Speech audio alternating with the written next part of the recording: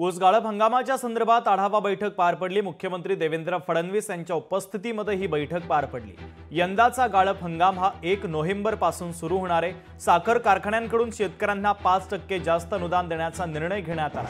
हर्षवर्धन पाटील यांनी या संदर्भातली माहिती दिली आहे। 25-26चा गळीत हंगाम 1 नोव्हेंबर पासून सुरू करण्याचा निर्णय आज मुख्यमंत्री महोदयांच्या अध्यक्षतेखालच्या बैठकीमध्ये झाला।